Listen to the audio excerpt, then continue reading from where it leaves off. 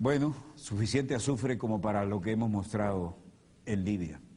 Y cuando repartió riquezas con todo aquello que le acusaban y fue recibido oficialmente otra vez en la comunidad internacional, el desaparecido coronel Gaddafi dijo un discurso que tal vez generó las consecuencias que ahora ha sufrido.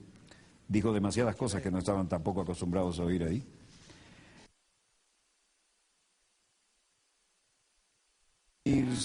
Y mancomunicar y comunicar sus esfuerzos para superar los desafíos que son nuestro principal enemigo común, el cambio climático, las crisis internacionales, el deterioro económico del capitalismo, la crisis alimentaria, la crisis del agua, la desertificación, el terrorismo, la inmigración, la piratería, las epidemias naturales y las epidemias causadas por el hombre, la proliferación nuclear. Tal vez la gripe H1N1 fue un virus creado en un laboratorio que quedó fuera de control y que originalmente se había concebido como un arma militar. Entre esos retos también cabe citar la hipocresía, la pobreza, el miedo, el materialismo y la inmoralidad. Como se sabe, las Naciones Unidas fueron fundadas 3 o 4 países. Ellos fueron los que la fundaron, que a la sazón estaban contra Alemania. Las Naciones Unidas fueron creadas por naciones que se unieron contra Alemania en la Segunda Guerra Mundial. Constituyeron un órgano denominado Consejo de Seguridad que convirtió a esos países en miembros permanentes y le otorgó el derecho de veto. Nosotros no estábamos presentes en ese momento. Las Naciones Unidas se configuraron de acuerdo con esos países que tenían la intención de que nos sumáramos a los planes originales. Esa es la esencia real de las Naciones Unidas cuando se fundaron hace más de 60 años. Eso sucedió en ausencia de unos 165 países a razón de 1 a 8.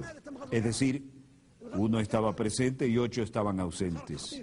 Esos países redactaron la carta, de la cual tengo aquí una copia. Al leer la Carta de las Naciones Unidas, se puede constatar que el preámbulo de la carta difiere de sus artículos. ¿Cómo surgió la carta? Todos los que asistieron a la conferencia de San Francisco en 1945 participaron en la redacción del preámbulo, pero dejaron los artículos y el reglamento interno del llamado Consejo de Seguridad en manos de los expertos, los especialistas y los países interesados, países que habían establecido el Consejo de Seguridad, los que se habían unido contra Alemania. El preámbulo es muy atractivo, nadie lo objeta, pero todas las disposiciones que aparecen después lo contradicen completamente. Rechazamos esas disposiciones y nunca las respaldaremos. Se volvieron obsoletas después de la Segunda Guerra Mundial.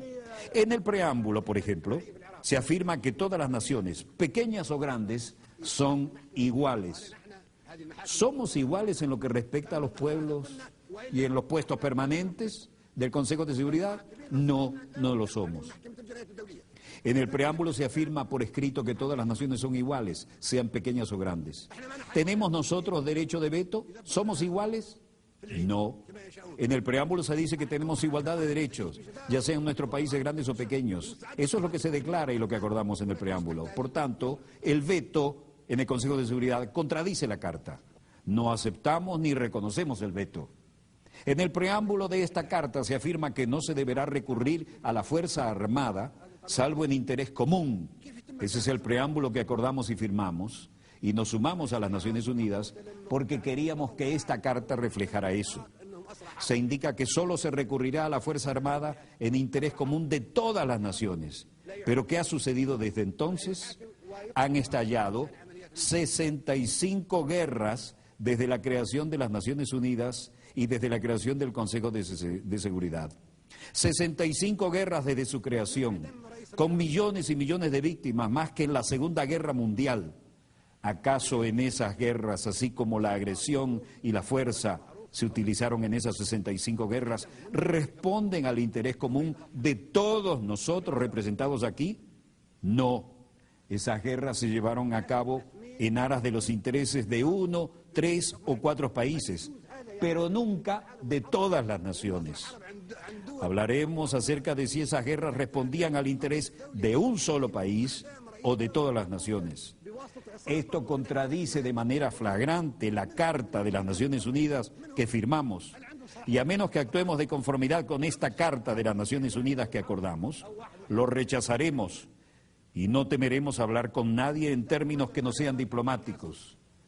Ahora hablamos del futuro de las Naciones Unidas. No debe haber hipocresía ni diplomacia, porque se trata de la cuestión importante y vital del futuro del mundo, del planeta.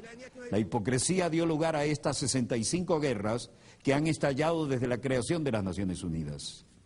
Si un país, Libia, por ejemplo, agrediera a Francia, entonces la organización entera respondería porque Francia es un Estado miembro soberano de las Naciones Unidas y todos compartimos la responsabilidad colectiva de proteger la soberanía de todas las naciones. Sin embargo, se han emprendido 65 guerras de agresión sin que las Naciones Unidas hayan hecho algo por impedirlas. Otras 8 grandes guerras violentas cuyas víctimas suman unos 2 millones de personas han sido emprendidas por Estados miembros que disfrutan de los poderes de veto en el Consejo de Seguridad. Esos países que pretenden que creamos que tratan de mantener la soberanía e independencia de los pueblos, utilizan en realidad la agresión contra los pueblos. Ingresamos a las Naciones Unidas porque pensamos que éramos iguales, solo para comprobar que un país puede objetar todas las decisiones que adoptemos todos en la Asamblea General. ¿Quién le dio a los Estados miembros permanentes del Consejo de Seguridad esa condición? 4 de ellos se concedieron esa condición ellos mismos. El único país que nosotros en esta Asamblea elegimos con la condición de Estado miembro permanente en el Consejo de Seguridad es China. Ello se hizo democráticamente, pero los demás puestos nos los impusieron de manera no democrática a través de un procedimiento dictatorial llevado a cabo en contra de nuestra voluntad y no debemos aceptarlo. La reforma del Consejo de Seguridad que necesitamos no es la de un aumento del número de miembros, lo que solo empeoraría las cosas para utilizar la expresión común. Sencillamente perpetuaría la proliferación de la superpotencia. Por consiguiente, rechazamos que se aumente el número de puestos permanentes. La solución no es contar con más puestos permanentes, lo que sería muy peligroso.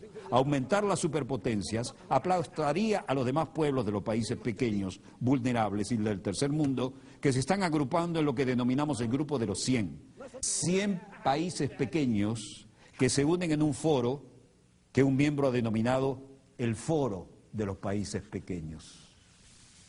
Eso es parte de lo que dijo. Tal vez al volver a ser parte de la comunidad internacional, ese discurso ya marcaba su independencia absoluta y tal vez fue algo que marcó su futuro magnicidio.